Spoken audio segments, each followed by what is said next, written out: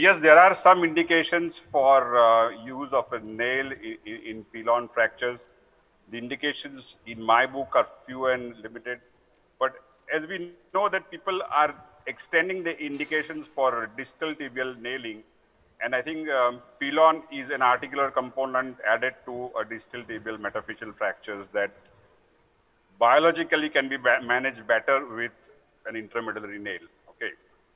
Um, I think we all know that soft tissue remains a key to success of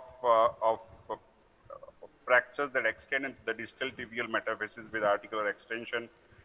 And they all have soft tissue components of sizable degree, including a lot of them have compounding. And I think it's to manage them with a plant stage approach is what ultimately leads to success.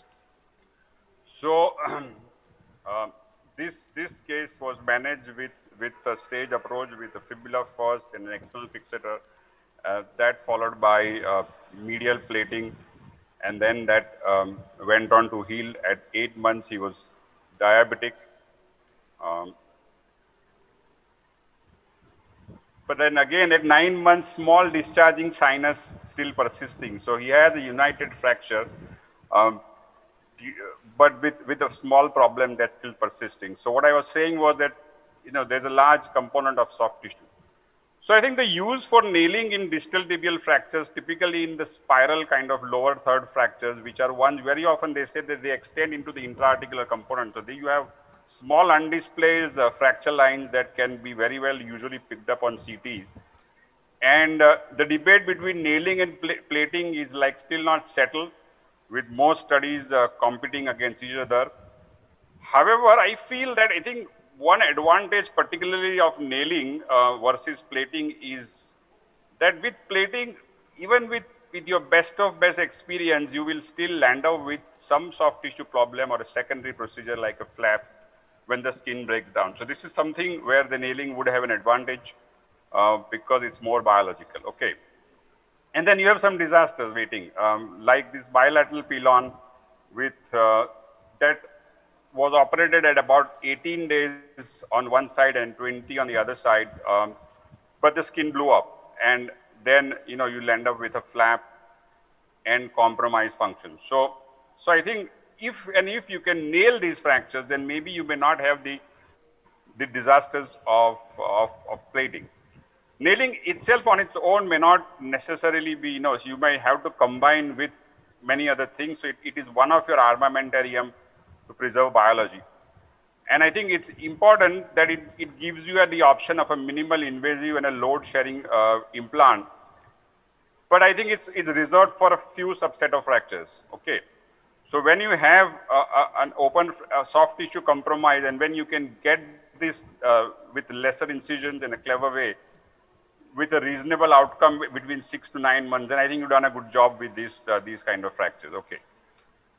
So what about literature support for nailing of pilon fractures? And the evidence is not very thick on the line on that. As I again reiterate that I think the use of intramedullary nail is possible probably for simpler fractures. And then again, for more complex injuries where there are additional components, then I think it's really with the use of, with a lot of expertise that you need to nail this. One must remember with nailing for distal fractures is that you always risk axial malalignment if you do not centralize these nails very well. And therefore, it's important to get your nail, one, very well centralized, secondly, very well, distal, because you need to get your adequate purchase of your locking screws in the distal fragment.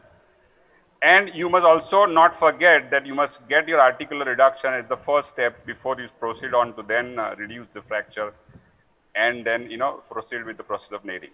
Okay. So I think you get better axial alignments probably with plates, but with the combination of nailing, you can do, percutaneous articular alignment, and then followed with getting a solid nail that is a load sharing device. I think you should be able to be clever to use joysticks. You should be able to use, able to centralize the nail with different techniques, including using, different blunt trimmers or external fixator devices. And it's important that you get at least 2 balls in the distal fragment, or if not, maybe you need to combine with something.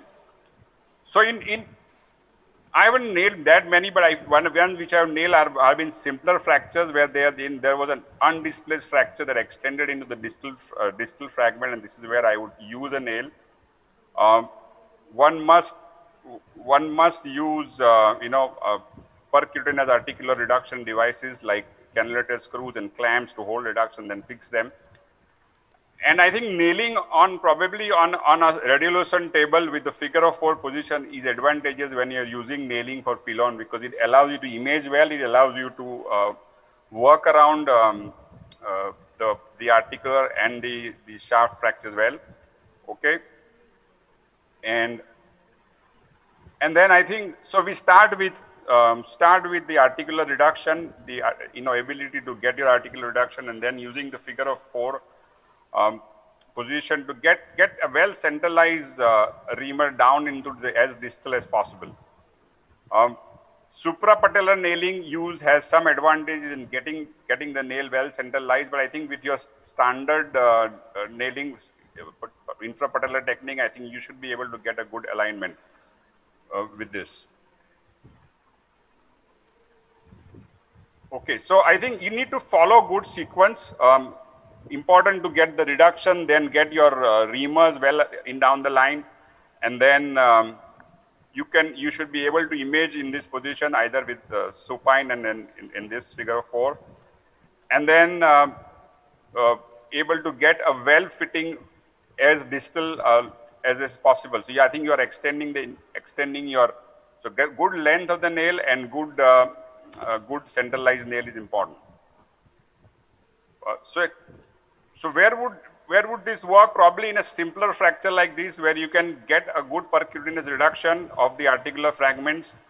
Preoperative imaging would be a must in order to visualize what screws will go from where, and then getting your screws, getting a reduction and then screws across, and then getting the nail centralized with if necessary, with the help of polar screws.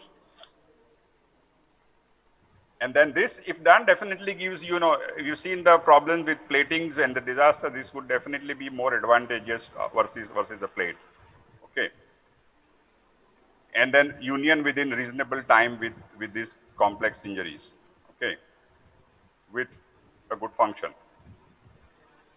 But I think in my book, probably a simpler fracture is one where I would definitely think or consider using a nail, but that only with the help of somebody who is an expert at helping with distal nailings. Okay. Another case, similar, use of distractors helpful to get the axial alignment and get the articular reduction closed, and that followed by final fixation. Okay. Yeah, and that's at follow-up. Important to mobilize these patients early and well. Weight bearing obviously is delayed.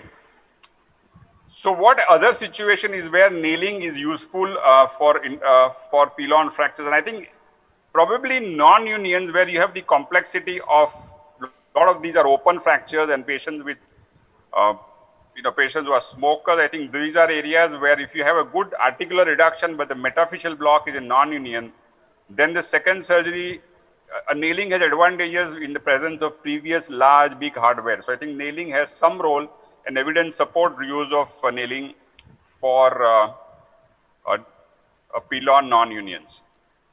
As a salvage for bad articular fractures for fusion, that's where nailing also has an advantage, or it can be used, I think. So this is the role for nailing. So the role for nailing in pilon probably I think is limited, I would think so. So I think be selective in the use of cases, but it's definitely useful advantage. I think getting close reduction and getting good aligned nail is important. But I think remember that I think there's a steep learning curve. So I think it's an expert zone territory, and I would like to hear Professor Ramel and Professor Thirachai on their experience with nailing. Thank you.